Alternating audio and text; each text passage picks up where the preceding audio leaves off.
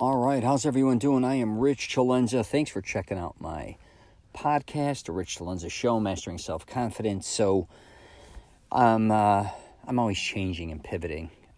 It's just, I don't know if it's a strength or a weakness, but now I'm kind of thinking about different things on how I want to go about my podcast, my YouTube channel.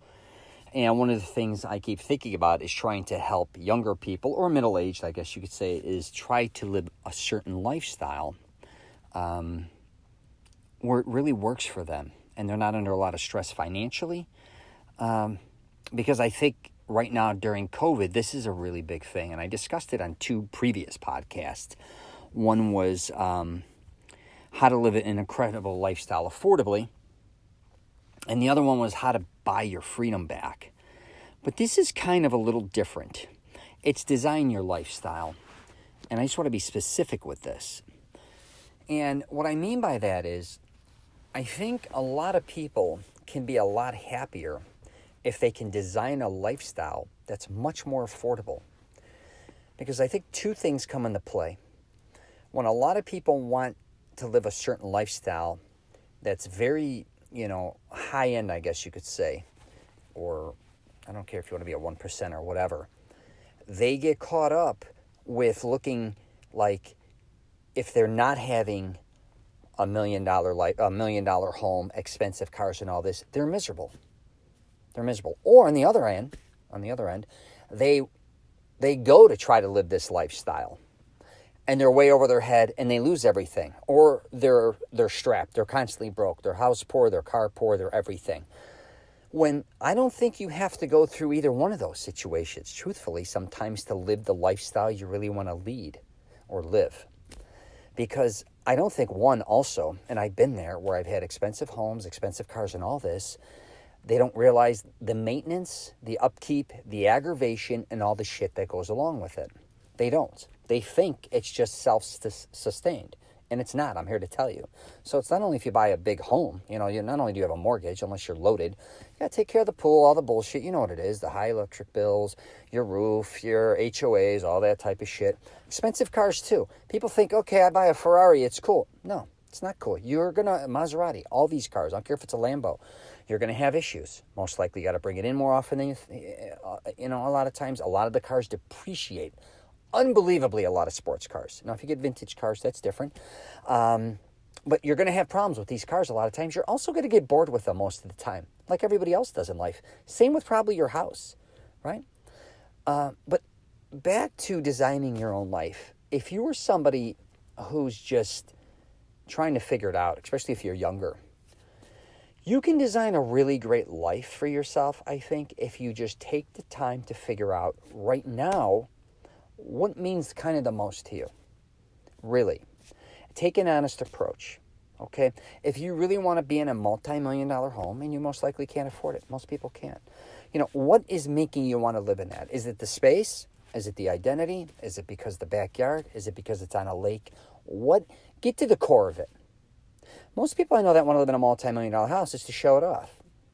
And a lot of people I know that live in multi-million-dollar homes, they become so, I can't say secluded, they become so removed a lot of times, unless they're, hosting parties and everything. But a lot of them, they're wonderful people. But a lot of them kind of, they're not always, I can't say they're not always, but they just live a different lifestyle, a lot of times different than a lot of their family members and friends. Sometimes. Now, if all their friends and everything are wealthy, they live in the community, that's one thing, or you grew up in a wealthy household. But I do know a lot of family members and friends that become very wealthy, right? And they kind of go into a certain area and then no one really ever sees them anymore. And, is that good or bad? I don't know. But one thing I do know is, they've done these studies where you live, it doesn't matter, how big of a house or anything. The people that surround you in your community could be the one thing that you love the most.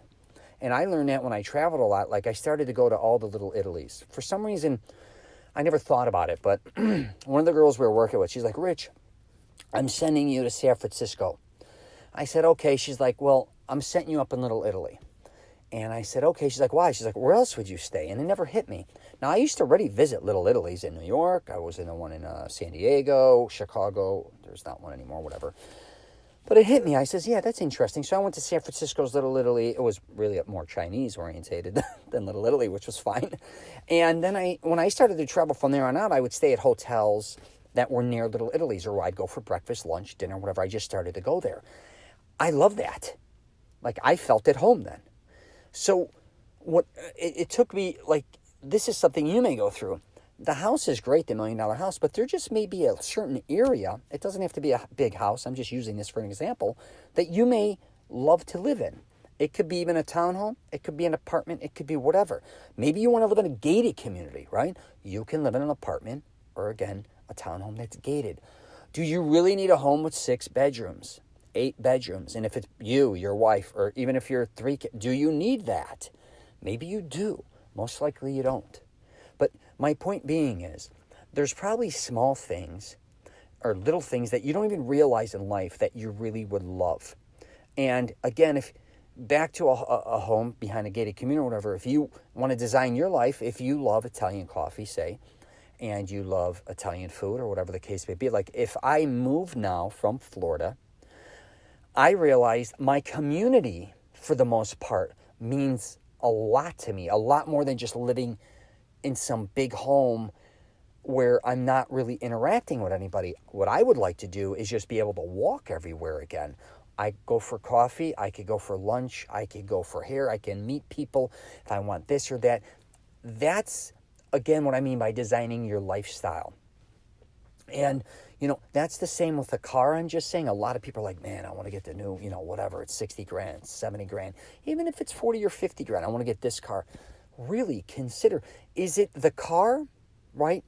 I get it, but is there another car for probably a third of the price that you're going to love as well, that you're not going to have a payment that's going to be 3 times the amount of money or aggravation, right? Like me, I've discussed this in my other pod. I wanted a convertible again. I used to have, when I was younger, 21, 22 years old, I had a 450 Mercedes convertible from Germany that would go up to 180 miles per hour. It was a gray market car we got in Miami, and I loved it. My dad didn't really like it, but I liked it. It was powerful, and I always wanted another one. And I was looking, and new Mercedes convertibles are always, lately in the last 20 years, they're all 70, 80, 100 grand. I'm like, I am not spending this shit on a car anymore. So I went in Florida, found a 2004 with only 30,000 miles. That's a mint. And it was $12,500. I found it in Sanford. People are like, they all think the car is basically almost new to a certain degree. I'm like, no. But my point being is, I designed that lifestyle. The car's still mint. I think I only have 80,000 miles on it. My girlfriend drives it more than I do, but it's beautiful. I really haven't even spent a ton of money on it because it was already upkept. It was somebody, I think, an Italian guy out of Tampa. It was just mint. But my point being, and I look at the sticker price, I think it was 67 grand or 70-something grand. And that's in 2004. I know it's an old car. I get it. But the deal is, my payment was $200 a month. Everybody else is paying, like I almost would have went and got a new Mercedes, $1,000 a month. Again, if you have the money, spend it. But you can design your lifestyle a lot of times to make you very happy. I'm telling you. I'm not comparing it to a multi-million-dollar lifestyle. But what I am saying is, you can definitely do things in your life that can make you happier on 2 different ways. One is, like I just said, finding something similar you like. I'm not saying you always have to settle, but something that you really like that's close. And the other is not having a huge payment or putting yourself in all this debt. And also, a lot of times, not only putting yourself in debt, a car, for instance, depreciating, right? Because if you look at my Mercedes now, even though it's mint, I'd be lucky to get 4 or 5 grand for it. Did I pay 70, and that was before taxes? 70 is probably 80, 78 grand or whatever after tax, title, and all the bullshit. That's crazy. Now it's worth 5. If you looked at it, you wouldn't think that. But my point being is, these are things you just got to think about.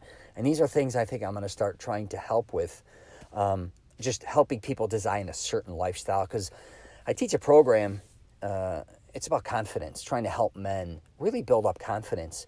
And I don't care what age you are, I'm always telling people, it's a lifestyle. What I'm going to teach people, or what I'm telling you, it's really to help you. And you don't always have to wait 10, 20, 30 years to get things you want. A lot of times you can get things you want right now that are, I'm telling you, that not only, like, my little Mercedes, I always loved that 230 CLK, the one I got, to 2004, because it looks like James Dean's little bastard. And I was just at a car show, the Mecum show. I always screw that up. And Kissimmee, the big car show that they have all over the country. And I got to see the little bastard, or whatever, James Dean style Porsche.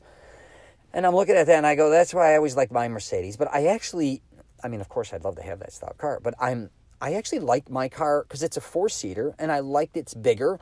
I'm like, I really love my car, you know, and I love other cars. But my point being is, again, you designing your lifestyle again, you could do this, is basically what I'm saying.